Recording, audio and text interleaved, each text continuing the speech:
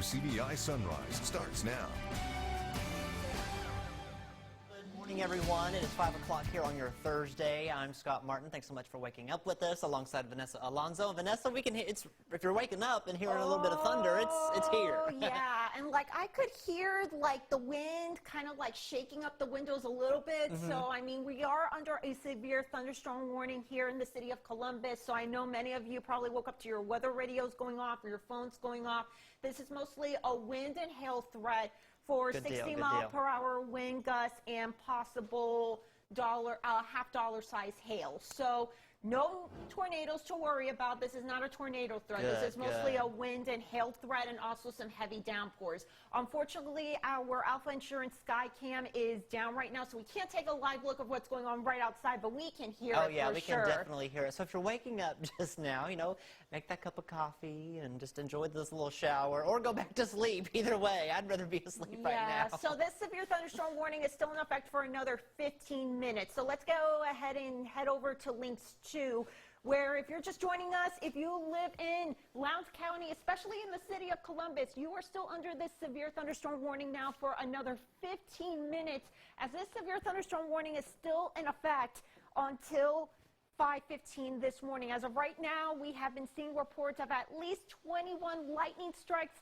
You could probably see that lightning if you try to look out your window, but I know you want to but definitely when you have a severe thunderstorm warning going on, you definitely don't want to be in that window in case if something tries to come through your window. But we are seeing now that has now been extended. That severe thunderstorm warning is now being extended into Pickens County in western Alabama. So I'm going to continue to watch this storm really closely as it continues to move out of here. This is a storm that is moving at 60 miles per hour to the southeast. So it's already in the city of Columbus right now. It is going to be then moving into Whiteberry, Pinecrest, Lake Overk Estates, Cary Estates, Forest, Stanford, Macedonia, Ethelsville, and Liberty through at least 5:18. So I'm going to continue again to watch this storm very closely. Again, this is mostly for a wind and hail threat. Also, there's some lightning and some heavy rain with this storm as it's pushing through.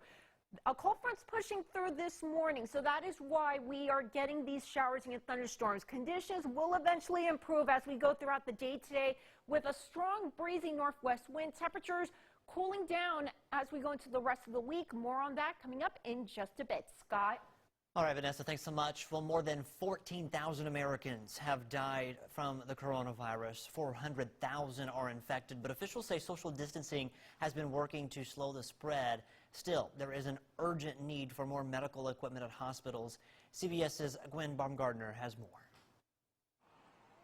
The CDC is out with new guidelines to help keep essential workers on the job, even if they've been exposed to COVID-19. Take their temperature before they go to work, wear a face mask at all times, and practice social distancing. Previous recommendations suggested self-isolating for 14 days. Everybody they're going stir crazy. The changes come as President Trump looks for ways to reopen the country. It would be nice to be able to open with a big bang and open up our country. Federal and state officials are still urging all Americans to keep social distancing. Don't get complacent about that. It's not a time to get complacent. New York Governor Andrew Cuomo says the stay-at-home order is working. Still, the state's daily death toll continues to grow. The bad news isn't just bad. The bad news is actually terrible. To make matters worse, the strategic national stockpile of equipment like masks and ventilators is nearly depleted. While we've had a little support from the national stockpile, we haven't relied on that. California signed a deal to get up to 200 million masks a month from China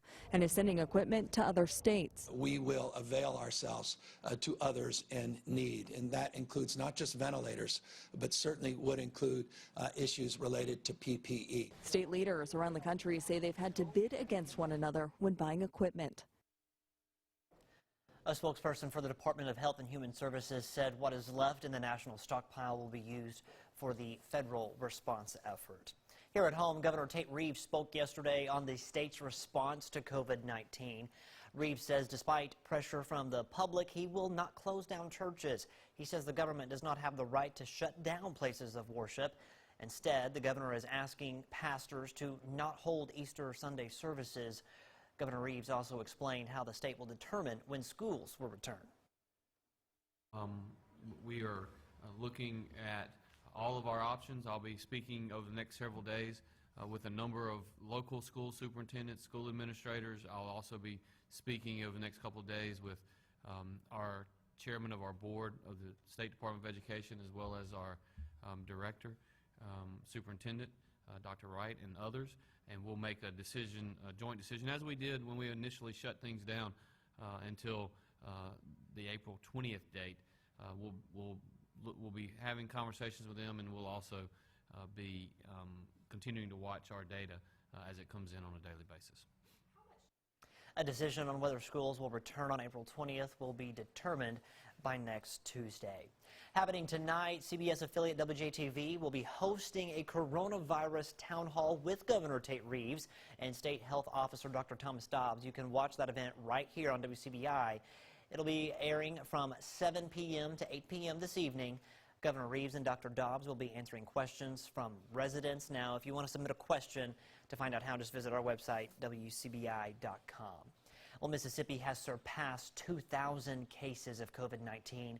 Yesterday, the Mississippi Department of Health reported 88 new cases, and they also announced 8 new deaths, bringing the state's death toll up to 67. 9 of those deaths are in counties in our viewing area, 9 counties that is.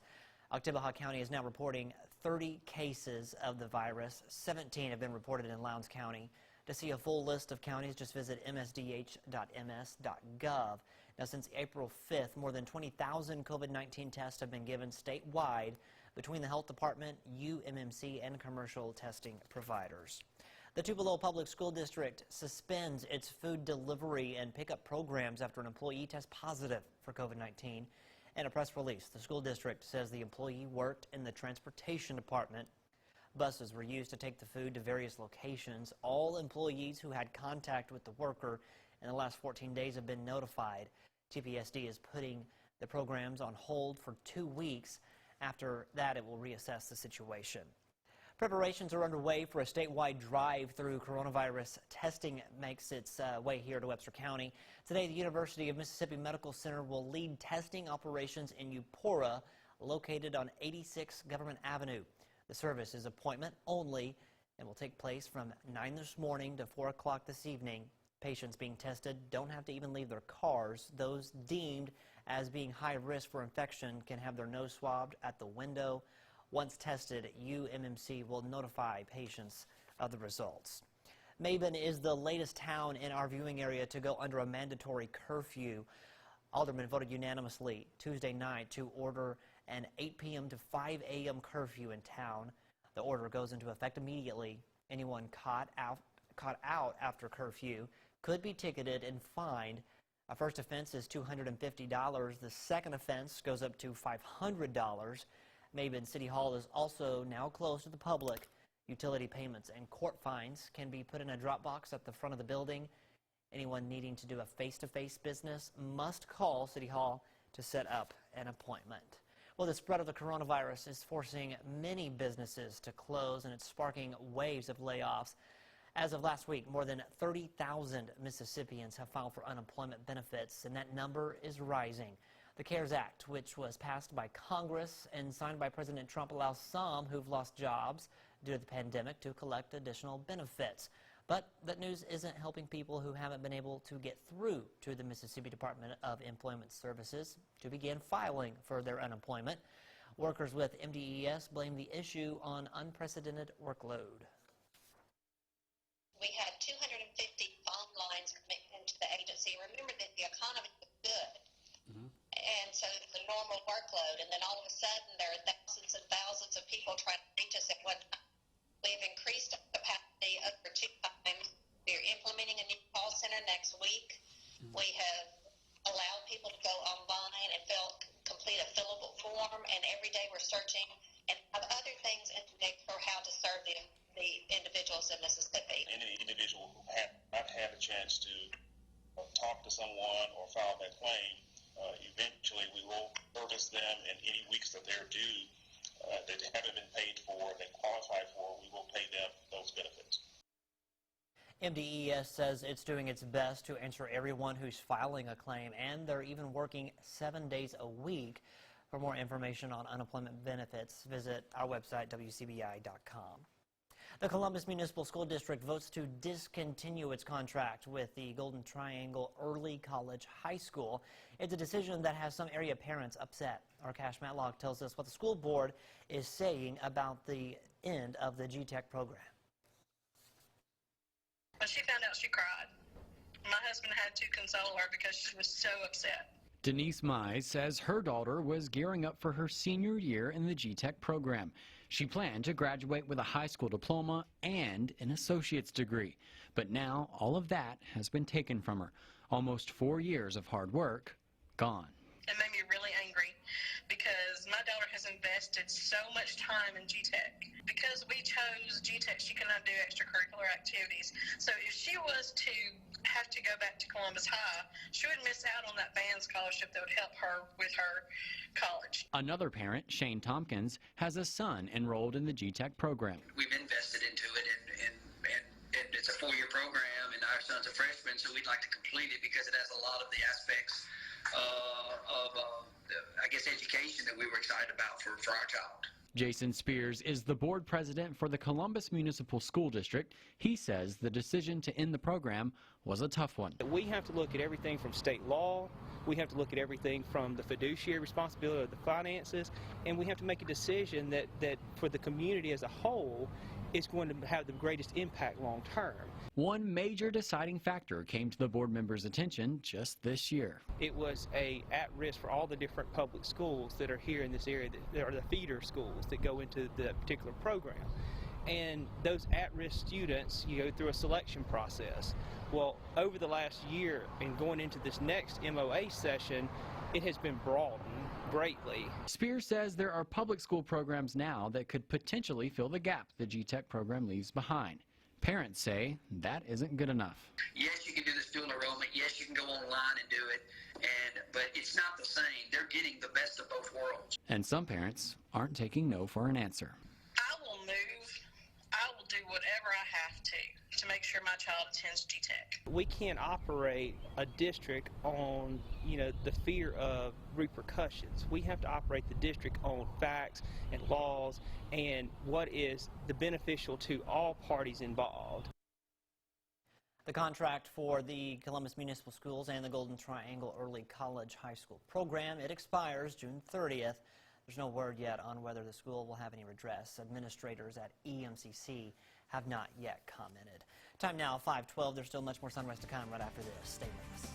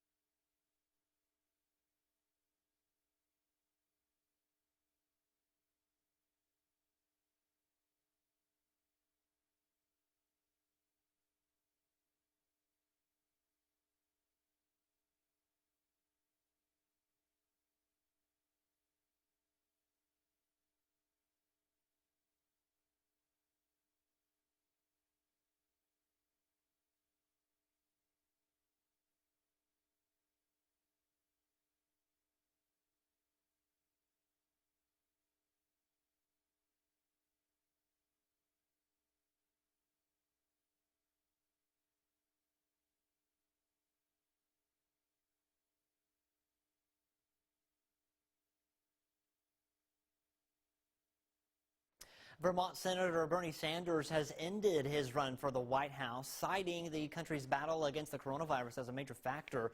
His decision clears the way for former Vice President Joe Biden to become the official Democratic presidential nominee and challenge President Trump in November. Skylar Henry reports from the White House. Vermont Senator Bernie Sanders bowed out of the race for the Democratic nomination, conceding he's lost tremendous ground to former Vice President Joe Biden since Super Tuesday. We are now some 300 delegates behind Vice President Biden, and the path toward victory is virtually impossible. Sanders' withdrawal comes just one day after the Wisconsin primary, where voters cast ballots as the nation grapples with the coronavirus pandemic. I cannot, in good conscience, continue to mount a campaign they cannot win and which would interfere with the important work required of all of us in this difficult hour. The progressive candidate saw strong support from young voters by championing ideas like Medicare for all and free college, but failed to expand his base. Sanders' decision makes Biden the Democratic Party's presumptive nominee, who will challenge President Trump for the White House in November.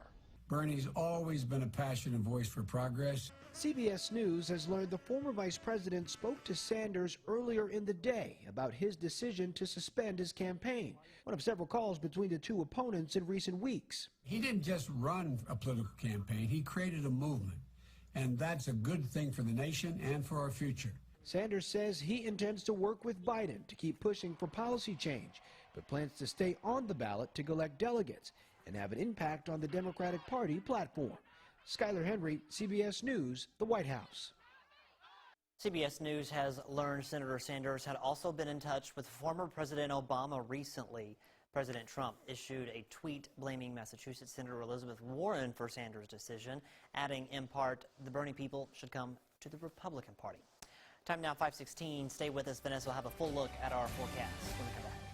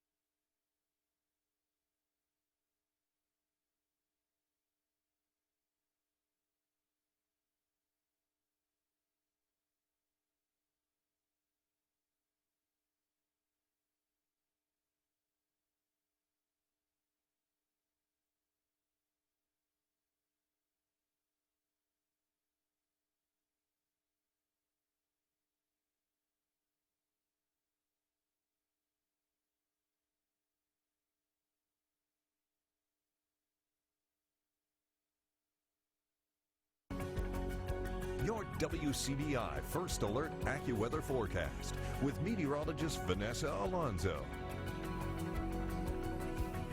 Well, it's been a stormy start to our Thursday here in North Mississippi and West Alabama. The good news is the storm that prompted the severe thunderstorm warning for the city of Columbus and Lowndes County has now pushed into Alabama, into Lamar and Pickens County. Pickens County, you are now right now, this instant, under a severe thunderstorm warning from now till 5:45 this morning. And this same line is now moving into Noxubee County in North Mississippi. But this is, again, mostly a heavy rain, lightning, wind, and hail threat, especially in Pickens County where the severe thunderstorm warning is in effect. This storm is moving very fast to the southeast at 60 miles per hour, and it's going to be affecting soon Archer, Settlement, Saps, Carlton, and eventually it'll be moving into the Tuscaloosa TV market. So they'll be taking care of this storm once it moves out of Pickens County. So again, this is mostly a heavy rain, lightning, wind, and hail threat. So we are still continuing to track this storm as it moves out of Pickens County, but we've been watching this line of showers and thunderstorms as it moved from Tennessee into North Mississippi early this morning, and we saw those severe thunderstorm warnings take effect for parts of Clay, the Golden Triangle, Oktibbeha County, Lowndes County, the Golden Triangle area again, and now it's moving into western Alabama. This is all courtesy of a cold front that's pushing through this morning, and right now it is interacting with the warm, humid air that we have been dealing with as the cooler, drier air is moving into the region.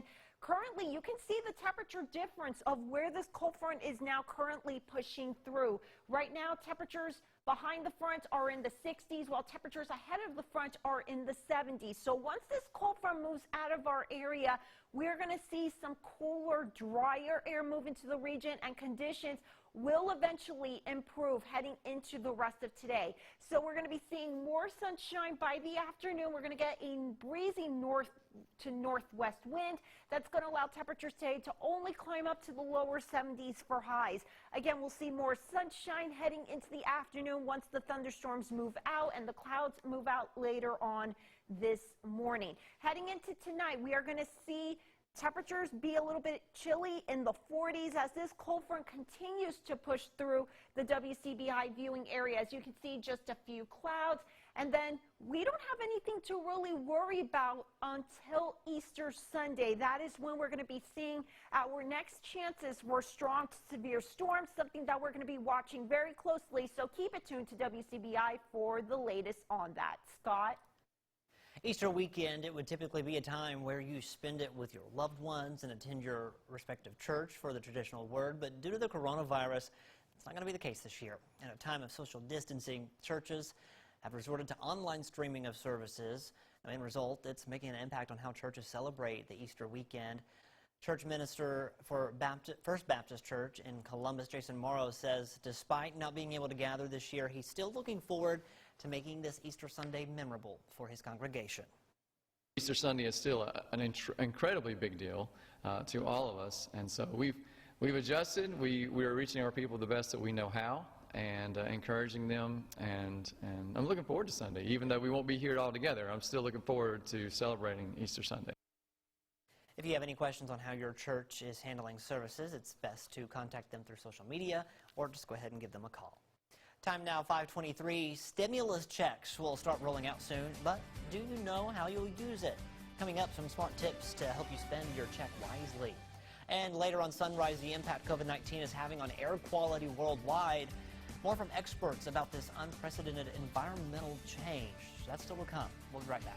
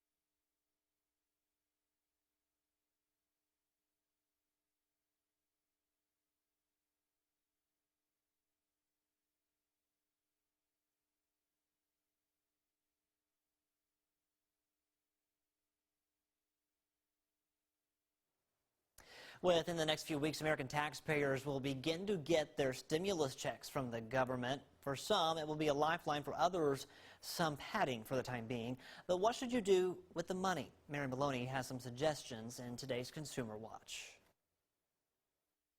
Part of the $2 billion stimulus package from the government may be going right into your pockets. And depending on how much you make and how many people are in your household, you could be receiving several $1,000s. With unemployment numbers skyrocketing and many others having their hours or wages cut, financial help cannot come soon enough. So what should you do with that cash? Money expert Susie Orman has some advice. First, don't go blowing it. Even if you are financially stable right now, a global pandemic is not the time to be making big purchases. It's your job out there, everybody, to really make the most out of every penny that you have right now. But what about those who are now unemployed or have bills they need to pay? The good news, Orman says, many of your creditors are willing to work with you. Your mortgage companies, your credit card companies, the utility companies, all of you should go online to your service provider because the calls are just too much for them to take. And they will tell you there. And when it comes to prioritizing your spending right now, here's Orman's advice. Make sure you have health care. Spend on food and shelter first. Don't borrow to pay bills. Only make the minimum payments right now. Save what you can from your stimulus check. For today's Consumer Watch, I'm Mary Maloney. Some good advice there for sure. Well, they're the least comfortable seats on the airplane, and now Delta isn't even booking them anymore. The middle seats. It's an effort to create a little more distance between passengers to try and prevent the spread of coronavirus. No middle seats through the end of May, actually, and they're also going to put a pause on automatic advanced seat upgrades to make sure there's enough room between people. Delta and other airlines have been slashing schedules with fewer and fewer people flying.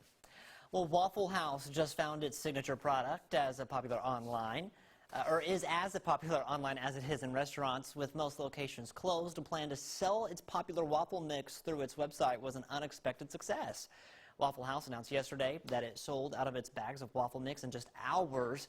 The company didn't know there was such so many people's pent-up damage for, I just read that all wrong, for the waffles on Twitter. Go ahead. Prompter, it's okay. I'll reread it later. The company says they are reordering and should have the mix restocked next week.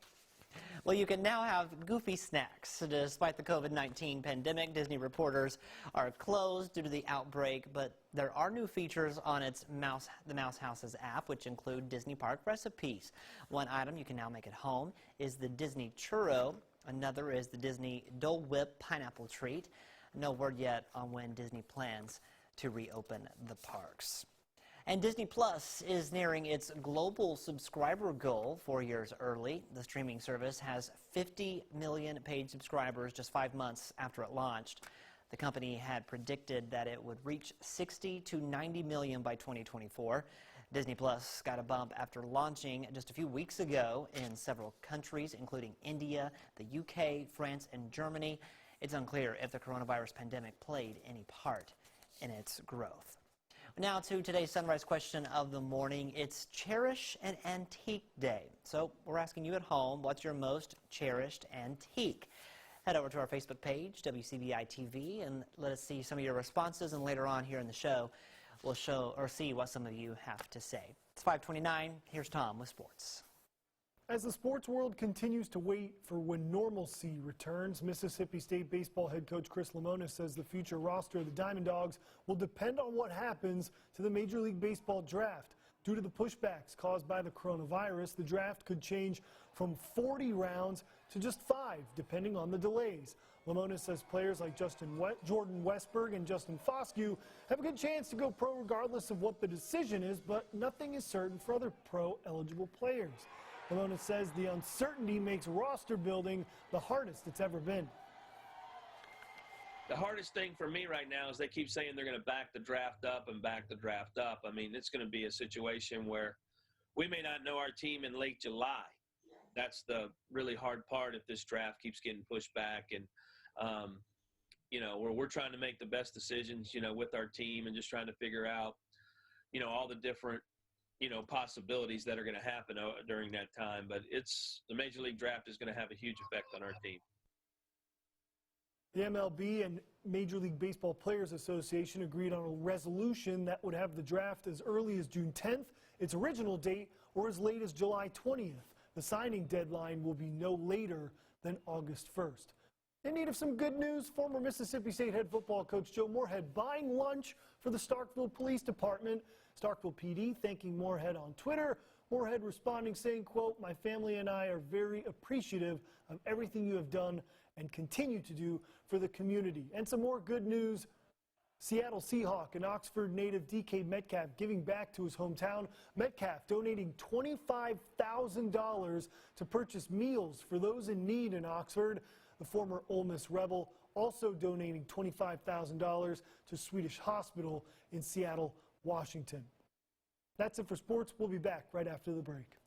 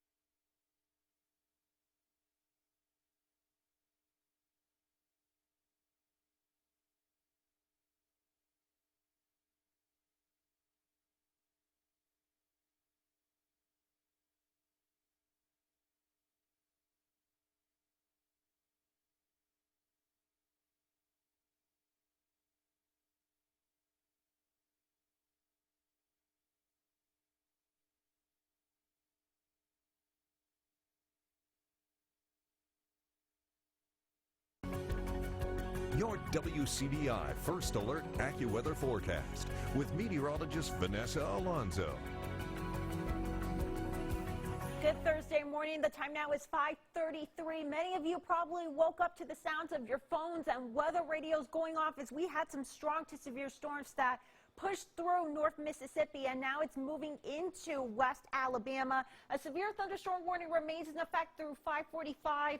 For Pickens County, it's moving right through the city of Aliceville right now. Those dark fuchsia and purple colors you see, that's signifying hail. So they're probably getting some good hail right now in Aliceville. And this was the same cell that went through Columbus just about 45 minutes ago. I've been getting some good pictures of some heavy rain, some lightning, even a little bit of some hail. So thank you to your viewers in Columbus who have been sending that in to our WCBI weather page and on our Twitter page as well. So now this is continuing to move out of the WCBI viewing area. Look at this line as it formed and moved right through us, and now it's continuing to move out into the Tuscaloosa, Birmingham TV market. They're going to be taking over that cell once it moves out of Pickens County. But right now we have a cold front pushing through. That is why we're seeing temperatures anywhere from the 60s in our northern counties to the 70s in our southern counties.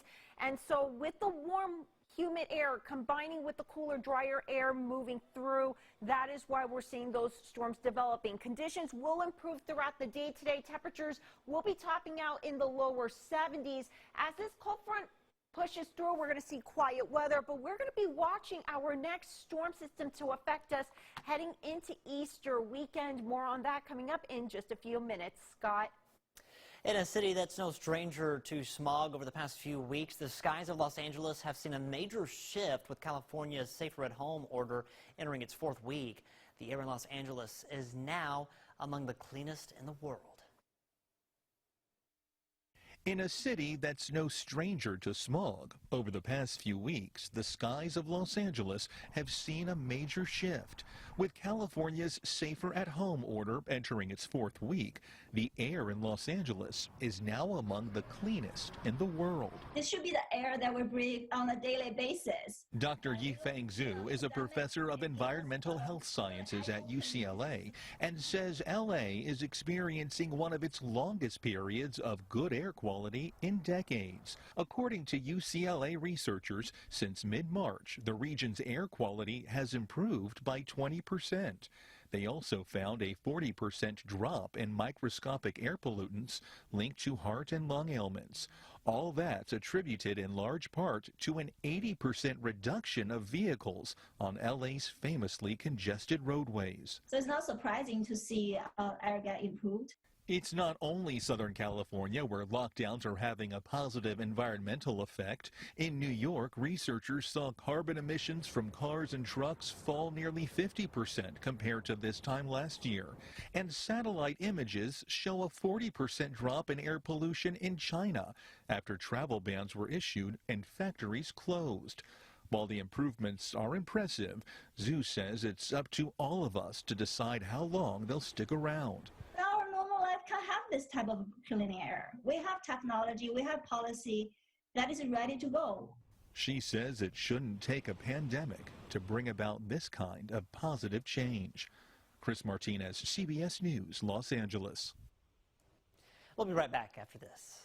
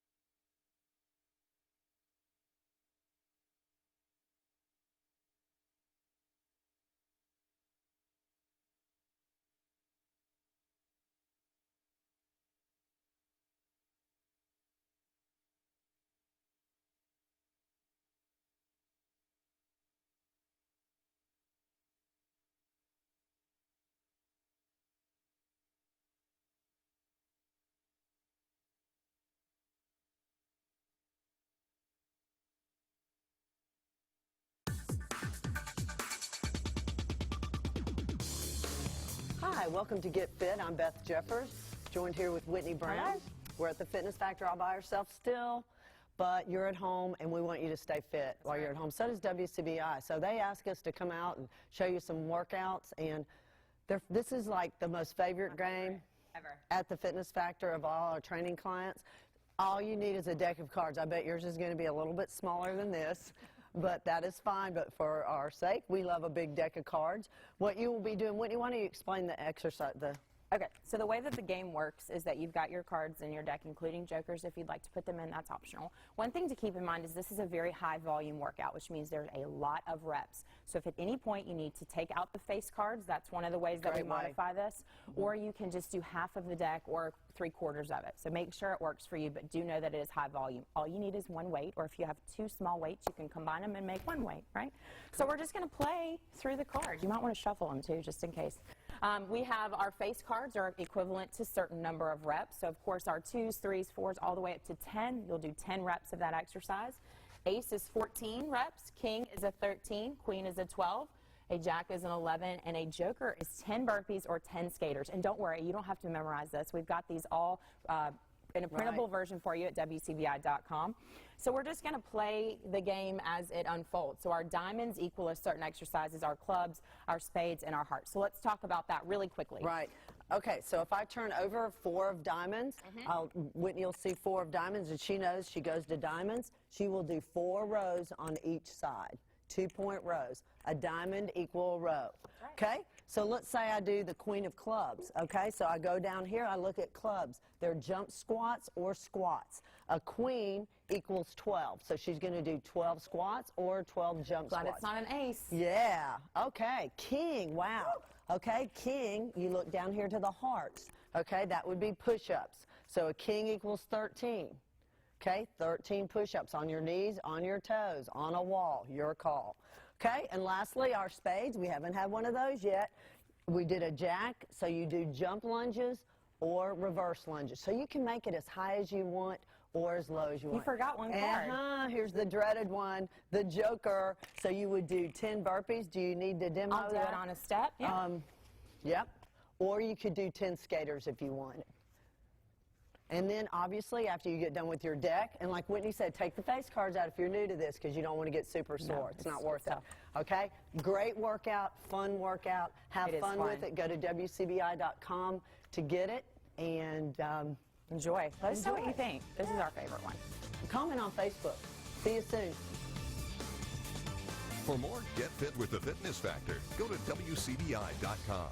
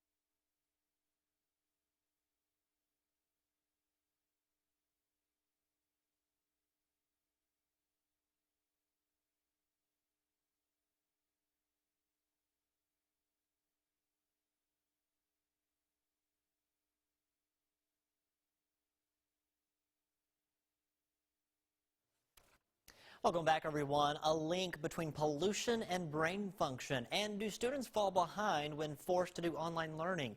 Nancy Chen has some of today's top health stories.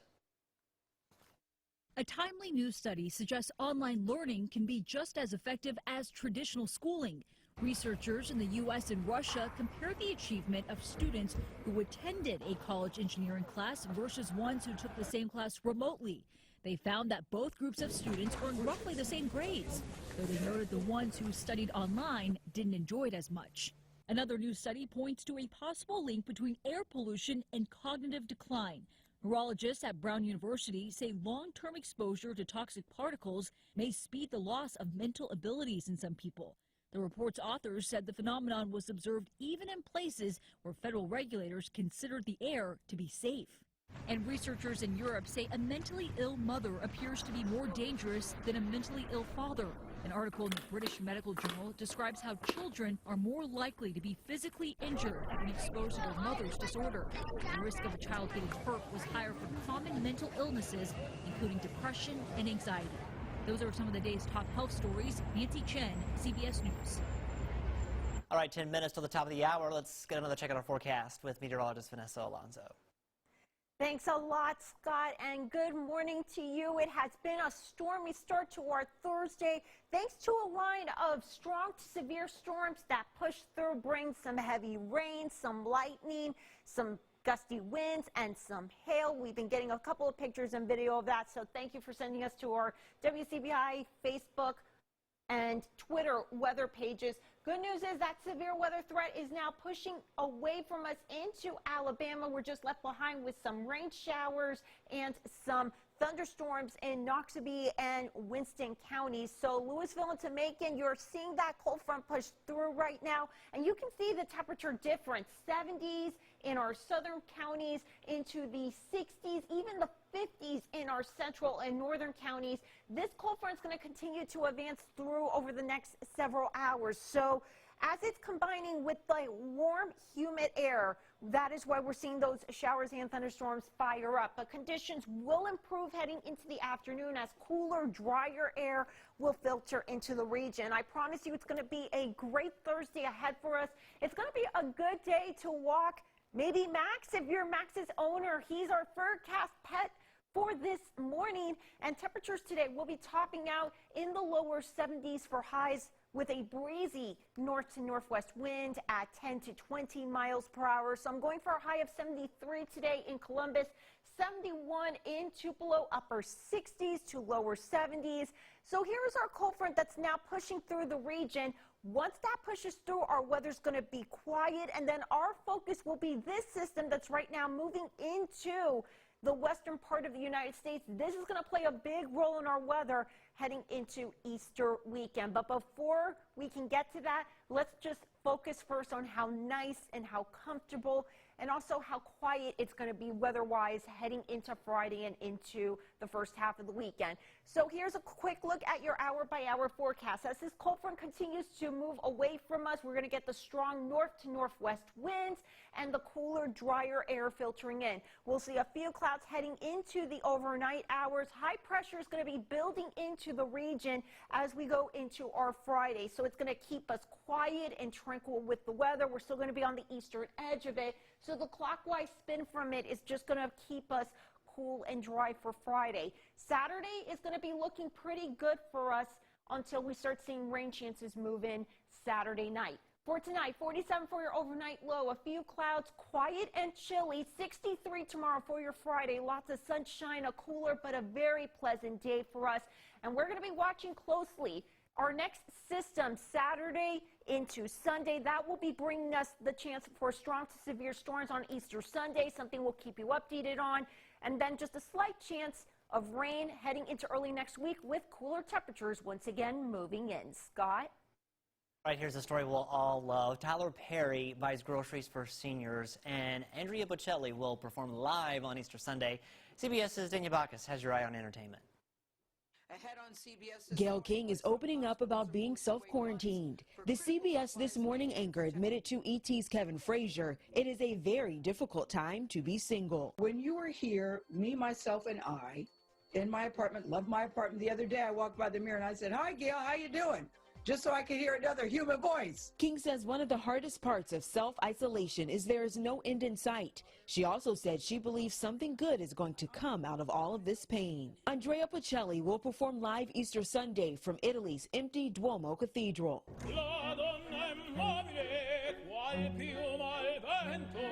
The performance, titled Bocelli, Music for Hope, is being offered as a global live stream on the opera singer's YouTube channel. It's set to begin at 1 p.m. Eastern and 10 a.m. Pacific, a time when most viewers would have been attending church services. After seeing the growing number of COVID-19 cases in Louisiana, New Orleans native Tyler Perry is giving back. Louisiana's Tyler Perry paid for your grocery bill today. Are you kidding me? I'm not kidding. That is great. Perry teamed up with grocery store Winn-Dixie to provide free groceries in all 29 Louisiana stores during the senior and high-risk shopping hour. That's your Eye on Entertainment. Danya Backus, CBS News, Los Angeles. Tyler Perry, always give him back. Love him. All right, time 5:52. Stay with us. We'll be right back after this.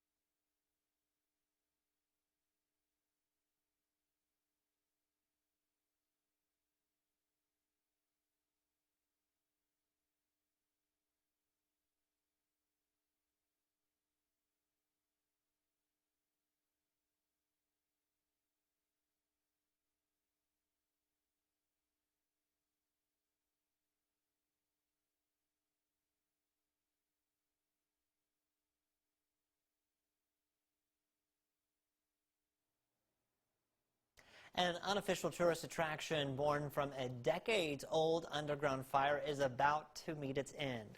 Confused? Here's Jeremy Roth to explain it all, and take a look at this. An infamous stretch of road in Pennsylvania known as the Graffiti Highway is being shut down for good.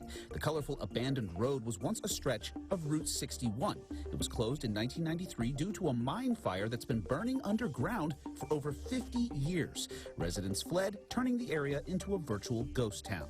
Since then, the graffiti-covered road has become an unofficial tourist attraction. The property's owner recently decided to cover the road, which they say is hazardous. As crews began hauling in material, visitors stopped to get one last look. We didn't know any of this was going on until somebody said something. They're like, well, you know they're closing it, right? Well, I guess we picked the right day to go. Experts believe an ancient underwater forest may hold the next big medical breakthrough. Wood recovered from a cypress grove that's been submerged in the Gulf of Mexico for nearly 60,000 years contained over 300 marine animals and 100 strains of bacteria.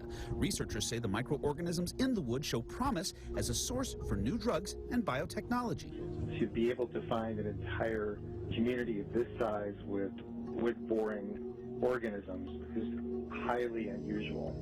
Previous research on shipworm bacteria produced an antibiotic that could treat parasitic infections. Only time will tell if this sunken treasure could be the next big thing. For Take a Look at This, I'm Jeremy Roth.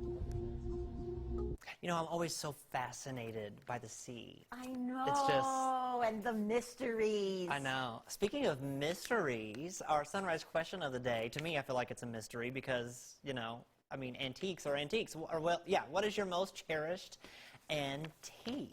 Well, a lot of people have been saying about family heirlooms that have been passed on to them. Oh, how cute Kathy says her husband. Oh, that is sweet. Leah says her grandmother's wedding band. I know a lot of people who get that. And an old chest that belonged to parents. I like what Michelle says about a piano. I love pianos, and I think the older a piano, the more beautiful they are. I just love my pianos. Jewish New York grandmother, she inherited me her jewelry, so I'm actually wearing her necklace today. So. Awesome. We'll see more of your questions coming up in the next hour, Sunrise.